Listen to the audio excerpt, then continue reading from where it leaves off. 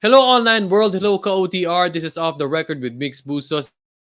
And talks po muna tayo because tomorrow, Saturday is today. Tomorrow, March 14, will be the PBA draft. And talagang mainit ang usap-usapan pagdating sa PBA draft. Lahat ng mock draft nasira dahil nagkaroon ng development. TNT will get the number 4 pick. They got that from a pick from NLEX. And ngayon, it will change the game. It may change the game kung paano maglalaro ang PBA draft. And for today, we are joined by two friends, two bros, of course, Hoop Junkies. Shout out to Hoop Junkie at syempre mga Hoop fans. Right now, here on Off the Record, introducing first, anak ni Coach Alan Gregorio. And of course, Coach Juanito Gregorio. What's up, Juanito? What's up, bro? Thank you for having me. Thank you for having me here in OTR.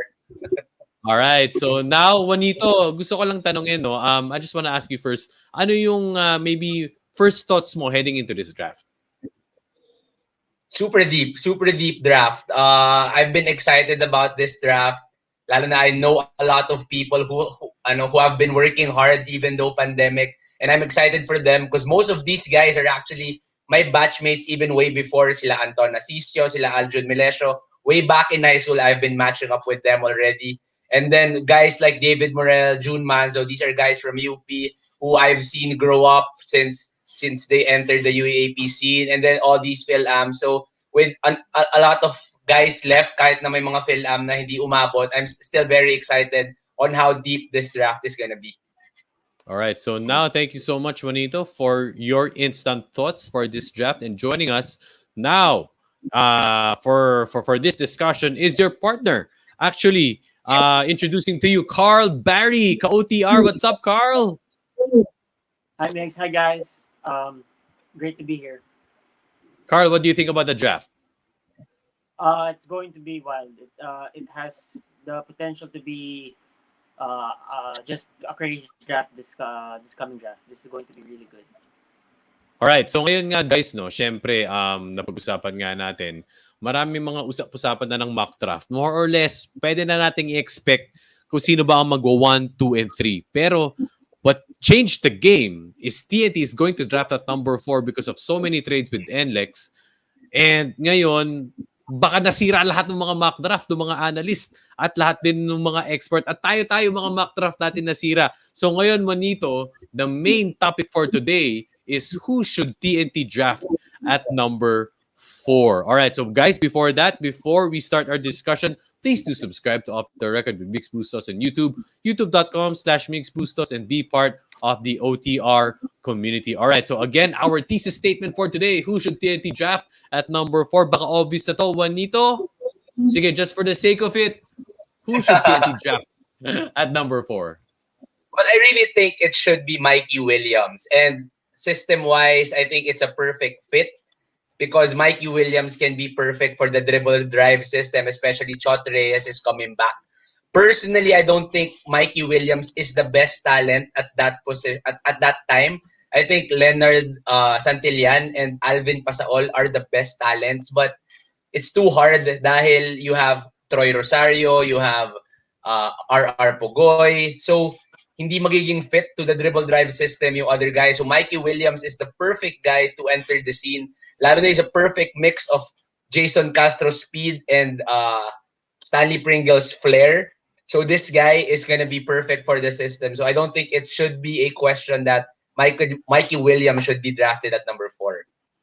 Carl, do you agree? Yeah, I have to agree. As mentioned ni Bonito kanina, he fits the dribble drive well, and he will be the one who will basically take out or substitute what they will miss from Ray Ray Park. So Mikey Williams is my pick for TNT. Carl, just a follow-up question. How do you think, ano yung potential ng tandem ng isang Jason Castro at ng isang Mikey Williams?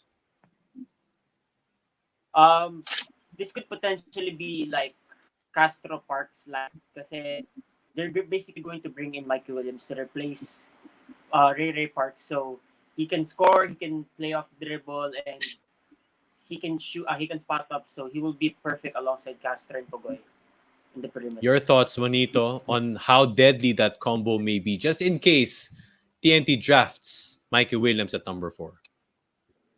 Personally, I think it can be an Alapag Castro 2.0, where Castro is now the leader, tapos si Mikey Williams yung young guy. So when Castro was coming in, Alapag was already a veteran. So Alapag was teaching Castro how all these things were run. Pero now that Mikey Williams is the young guy, si Castro na ngayon yung leader. So I really think it could work. And lalo na their games are pretty much alike. So I'm really excited on how the Castro and Williams will work. All right. So Carl, back to you, no. Carl, kung sakasakaling, just for the sake of discussion, hindi si Mikey Williams ang i-draft at number 4. Who do you think it should be? Given that if you're TNT, you're looking for a guard, you're looking for that narrative na eh. 'Di ba? Na bagay sa dribble drive, bagay makipagsabay kay Jason Castro. Kung hindi si Mikey Williams yun, sino ang pwedeng i-draft ng TNT? At that spot, definitely for me, Leonard Santillan. Can Okay. dribble, can shoot, can defend. So he fits how TNT can guard multiple positions. Okay, so it may be kung sakaling hindi man si Juanito, kung sakali mang hindi si Mikey Williams, baka magulat tayong lahat, baka pwede mag-Santi Santillan. Do you think he Yes. can be a fit also for the dribble drive? Kung sakasakali? Yeah, I think Leonard Santillan will fit the dribble drive. I just think he won't grow as much dahil nandun si Troy Rosario, and Troy Rosario is still the main guy there. So hindi siya ma-utilize the way he can be utilized with the other teams. But if he's available and he gets drafted, it's not a bad pick. It's not a bad pick for Santi Santillan to be the 4th pick, but I think Mikey Williams is still the much better fit for that system. Juanito, just a follow-up question. Para sa mga ka-OTR natin na naririnig lang yung term na dribble drive, ano ba yung nakikita natin yung dati sa mga TNT system, nakita natin yung kay Coach Tab, pero pag sinabing dribble drive, ano ba yun? Pwede mo ba explain? Well, dribble drive basically is one of the offenses na sobrang spread out lahat. We all know Filipinos as people who keeps on dribbling atake. And we were known for that dahil at a young age, ang una natin natututunan is drumable at lumay-up at tumira. So, dribble drive is basically a system where only one guy is inside and all the other 4 guys have the go signal to attack and dribble. So, basically, you just pass the ball, aatake. Pag hindi mo na-atake, it's the next guy's option to attack. And kapag humelp sa, let's say, deadly yung mga drivers, all the guys outside who are open has the go signal to shoot. So basically, it's a system kung saan very wide, very open, and very free ang mga players to do what they want in their own attacking ways. All right, so now the dribble drive has been defined. Thank you so much for that, Juanito. Any final thoughts, Carl, on this 4th pick? How big will the 4th pick be kung sakasakali for TNT? TNT has to hit a home run here with the 4th pick, considering na they're gonna miss out on Ray Parks this coming season, and with how the offseason has turned out, with the SMC teams beefing up their teams even more. Right, so ngayon nga po, no, of course that is how our friends, our Ka-OTR has broken down kung sino man ang makakakuha ng number 4 pick, and that is a runaway, that is unanimous. That will be Mikey Williams, the same as with experts na kung paano po nila tingin na bagay si Mikey Williams sa system ni Coach Chot Reyes. But another news that broke out on Friday is Barangay Ginebra gets, besides the number 12, they also get a 2nd round pick. That is a 13th pick. If available at 12 for Barangay Ginebra, I would get Jeric Ahanmisi. I think Ahanmisi is the perfect guy to be a safety net for Jeff Chan. Jeff Chan, as we know, is already a bit aging. I think he's about 36, so he has about two more years in his tank. And if he's going down, and we know a lot of injuries. So Ginebra doesn't have that guy na spot-up shooter lang talaga. And Jeric Ahanmisi can play D. So he can be the perfect 3 and D guy. When we look at the other wings kasi ng Ginebra, you have Scotty, who's basically just a hustle guy, not really a spot-up. They have Arvin Tolentino, who is not a spot-up. He can attack, but not really a spot-up shooter.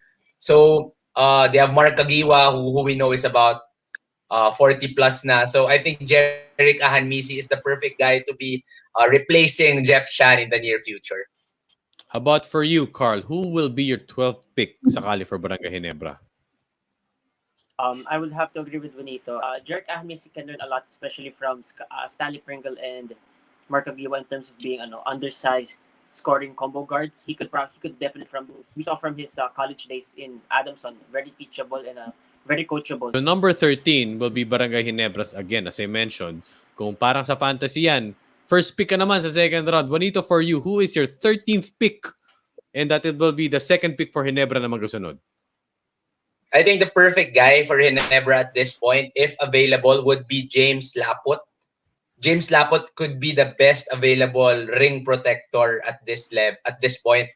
And I think it's really important to have that ring protector. Lalo na James Laput is listed at 6'10". And we all know that Greg Slaughter just got traded. June Mars coming back. JP Aram is there. Raymond Almazan is there. And Japet's still there for Ginebra, but iba pa rin that Japet can actually play outside. Japet likes to play within that mid-range, and James Laput would be the perfect guy inside. So Stan Hardinger coming in would mean that Ginebra doesn't really have that ring protector Greg Slaughter was. So Stan Hardinger definitely brings up the offense, but doesn't really bring up the ring protection. So James Laput coming in means that mas maganda yung ring protection, and patangkad na ng patangkad yung PBA paloob. So getting a 6'10" guy would be a no-brainer.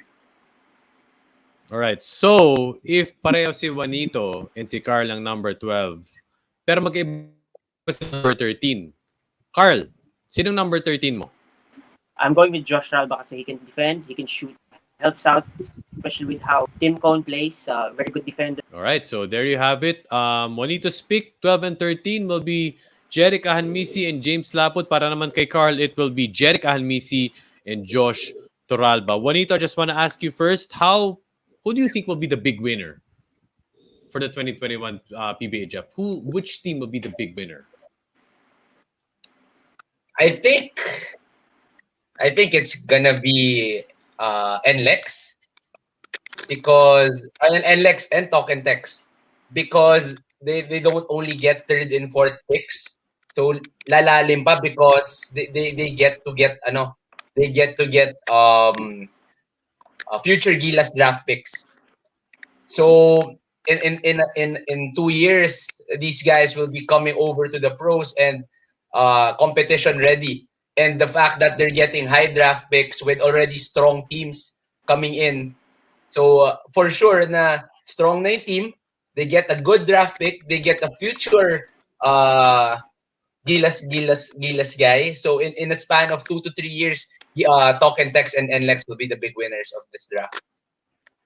All right, so thank you so much for your time as we go with a quick and instant analysis on who should Talk and Text get at number 4. It's very obvious, it's Mikey Williams. And at the same time, Barangay Ginebra will have a big first to second round draft, considering that they also got their trades. Yun nga, just on Friday for this PBA draft. Juanito, I know you have something to plug. You have your own podcast also. Bro, go ahead. Yes. So I just want to plug 2 things. Number 1, our podcast. So I have a UAP related podcast. You can follow Standing Room Only PH. We are the 6th guy from the 5th stand. So we really talk about a lot of UAP stuff. So hopefully you guys can watch that. And one more is the Baseline Hoops MNL. So we are in a pandemic and I still want to teach basketball. So follow Baseline Hoops MNL, and we are doing some skills work. If you're over in QC, you can chat me up and we can try to figure something out. Thank you, guys. Okay. All right. So maraming salamat. Thank you for that. Of course, Juanito, Gregorio, and Carl Barry, thank you so much mga Ka-OTR for listening and tuning in to this episode. Maraming po salamat. Ako po si Mix Pustos, and this has been Off the Record with Mix Pustos, and see you guys the next episode. Bye, guys. Thanks, guys. Thank you. Thank you po, Kuya Migs.